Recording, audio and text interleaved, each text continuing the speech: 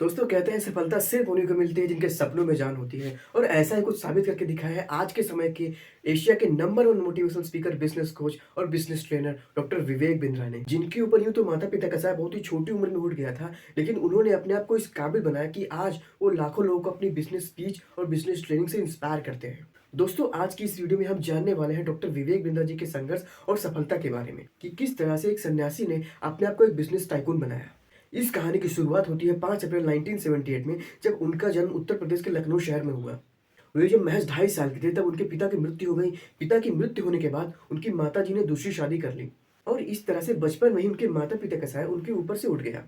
अब उन्होंने अपनी माँ के साथ रहने की बजाय अपने दादा और अपनी चाची के साथ रहने का फैसला किया। वो कभी किसी हॉस्टल में तो कभी किसी प्राइवेट रिलेटिव के साथ रहते थे, लेकिन इसके बावजूद भी उन्होंने अपनी पढ़ाई को लगातार आगे बढ़ाया। बचपन में जब स्कूल में थे तो ट्रैफिक सिग्नल पे जाकर डिक्शनरीज बेचते थे अपनी पढ़ाई का खर्चा निकालने के लिए। बचपन से ही उनको स्पोर्ट्स काफी ज्यादा अच्छा लगता था। वो थाई थाई और फुटबॉल को नेशनल लेवल तक खेले और बहुत सारा मेडल जीता। बचपन से ही बिजनेस में बहुत ज्यादा क्यूरियोसिटी थी। कॉलेज खत्म करने के बाद जब उन्होंने एमबीए की पढ़ाई स्टार्ट की तब उन्होंने अपना पहला बिजनेस स्टार्ट किया। होम ट्यूशन उस वक्त ट्रेंडिंग में था। होम ट्यूशन में क्या था कि टीचर घर पे आके पढ़ाता था। तब विवेक सर ने सोचा कि मैं होम ट्यूशन की बिजनेस को कैसे स्केल करूं। उनके एक रिलेटिव थे जो केबल टीवी में काम करते थे, तो विवेक सर ने क्या किया, एक ऐड चला दिया होम ट्यूशन का और एक आदमी को हायर कर लिया जो स्टूडेंट्स की फोन कॉल्स उठाएगा और टीचर की उसके साथ होम ट्यूशन फिक्स कराएगा। लेकिन विवेक सर ने सोचा अगर मैं खुद टीचर बन जाऊंगा तो मेरी जो सिखाने की लिमिट है वो लिमिटेड हो जाएगी।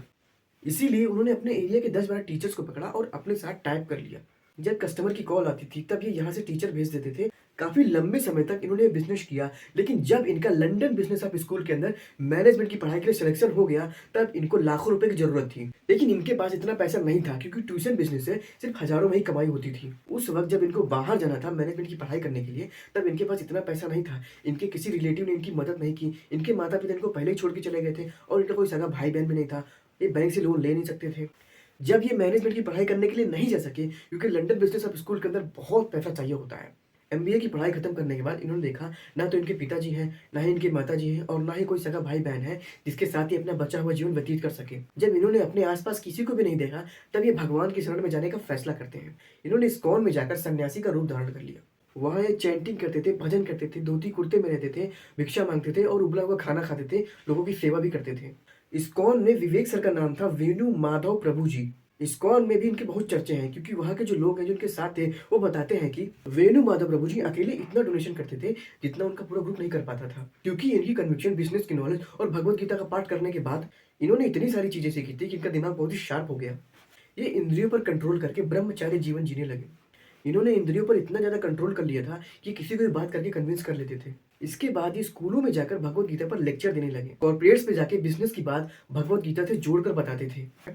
उनके गुरु ने देखा कि लड़का आध्यात्मिक जीवन में इतना कुछ सिखा रहा है, अगर ये सांसारिक जीवन में चला जाएगा, आध्यात्मिक जीवन को और सांसारिक जीवन को मिक्स करके बताएगा तो बहुत अच्छा कर सकता है। उनके गुरु ने उन्हें बुलाया और कहा, वेणु माधव प्रभु एक आदेश है, क्या मानोगे? देखिए आप लेक्चर भी बहुत अच्छा देते हैं, अच्छा पढ़ा भी लेते हैं, बिजनेस की नॉलेज भी है, एमबीए भी कर रखा है। मैं चाहता हूँ कि आप यहाँ से निकलकर सांसारिक जीवन में जाएं, क्योंकि आप यहाँ से निकलकर सांसारिक जीवन में जाकर बहुत अच्छा सिखा पाएंगे। भगवत गीता को लेके जाइए और इसमें से बिजनेस के लेसन लोगों को सिखाइए। तब विवेक सर ने अपने गुरु की बात मानी और 2013 में अपनी कंपनी शुरू की ग्लोबल एक्ट के नाम से। किसी भी कंपनी को शुरुआत करने के लिए दो चीजों की जरूरत होती है, एक तो पैसा, दूसरी मैन पावर, और इनके पास दोनों भी चीज नहीं थी। इन्होंने एक सेकंड हैंड ऑफिस रेंट पे लिया। वो ऑफिस इतना बेकार था कि ना तो कोई पंखा था, ना ही एसी थी, ना ही कोई अच्छा फर्नीचर था। लेकिन जब लोग इंटरव्यू देने आते थे तो ऑफिस की हालत देखकर ना बोल देते थे।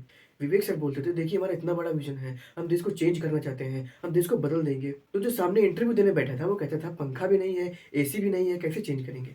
देखिए जब बॉस इंटरव्यू ले रहा होता है तो कहता है मैं बताऊंगा, लेकिन यहाँ बिल्कुल उल्टा हो रहा था। यहाँ एम्प्लॉय कह रहा था कि मैं बताऊंगा। इनका ऑफिस अच्छा नहीं था और ना ही कोई काम करने वाला था। विवेक सर ने सोचा ऐसे तो मैं आगे नहीं बढ़ पाऊंगा, तो मैं क्या करता हूँ, 4-5 लोगों की टीम बनाता हूँ जिनको 5-6 महीने का जुगाड़ चाहिए और इन लोगों को दिखाकर मैं अच्छी मैन पावर लाऊंगा। तब उन्होंने ऐसे लोगों को हायर किया जो 4-5 महीने का जुगाड़ चाहते थे। विवेक सर इन लोगों को दिखा दिखाकर अच्छे मैन पावर लेके आने लगे। ये कहानी मुझे बहुत ही इंस्पायर करती है जब मैंने सुना कि विवेक सर ने जिस ऑफिस को रेंट पे लिया था उस ऑफिस के अंदर वॉशरूम नहीं था, लेकिन बगल में एक पब्लिक टॉयलेट था। पब्लिक टॉयलेट की हालत तो आप जानते ही हो कि वो कितने गंदे होते हैं। विवेक सर ने सोचा कि अगर मैंने इनको अच्छा एक्सपीरियंस नहीं दिया ना तो ये लोग मुझे छोड़कर चले जाएंगे। उन्होंने क्या किया, एक टाइम शेड्यूल बना दिया। उसी टाइम शेड्यूल के अंदर आप वॉशरूम को यूज कर सकते थे। वो चुपचाप ऑफिस से बाहर निकल के पब्लिक टॉयलेट को साफ कर देते थे उस टाइम शेड्यूल के पहले। जब टी टाइम और लंच टाइम होता था तो एम्प्लॉय को साफ सुथरा टॉयलेट मिलता था। एक और इंटरेस्टिंग कहानी सुनाता हूँ। जब विवेक सर के पास अच्छा खासा पैसा आने लगा तब उन्होंने अपना ऑफिस चेंज कर लिया। लेकिन एक बार क्या हुआ, ऑफिस के ऊपर जो पानी की टंकी थी जहाँ से वॉशरूम का पानी आता था, उसका जो नलका था जहाँ पर वो अटैच था वो लीक हो गया। अब उसमें क्या हुआ कि पानी ज्यादा देर टिक नहीं पाता था। टंकी भरो तो 2-3 घंटे बाद खत्म, टंकी भरो तो 2-3 घंटे बाद खत्म। विवेक सर जब वॉशरूम आए तो देखा पानी खत्म, ऊपर जाके देखा तो टंकी खाली थी। अगर वो प्लम्बर को बुलाते तो वो आता और उसमें बहुत टाइम लगता। ऑफिस में तब टी टाइम होने वाला था। विवेक सर ने बाल्टी ली, दूसरी टंकी से पानी निकाला और उस टंकी में पानी डालने लगे। जब कोई टी ब्रेक के अंदर वॉशरूम रहता तो उसे पानी मिल जाता। इसके बाद उन्होंने लंच टाइम में भी ऐसा ही किया, क्योंकि उनको पता था कि अगर मैं ये नहीं करूंगा तो ये लोग मुझे छोड़कर चले जाएंगे और मैं ज़्यादा आगे नहीं बढ़ पाऊंगा। और इस तरह से उन्होंने टॉयलेट भी साफ किया, पानी की टंकी में पानी भी डाला। विवेक सर ने जो 2013 में कंपनी शुरू की थी ग्लोबल एक्ट के नाम से, आज वही कंपनी बड़ा बिजनेस के नाम से जानी जाती है। और यही कंपनी आज 300% की ग्रोथ रेट से हर साल आगे बढ़ रही है। विवेक सर ने लगभग 1500 से भी ज़्यादा बड़ी कंपनीज को ट्रेन किया है और उनको लॉस मेकिंग से प्रॉफिट मेकिंग बनाया है।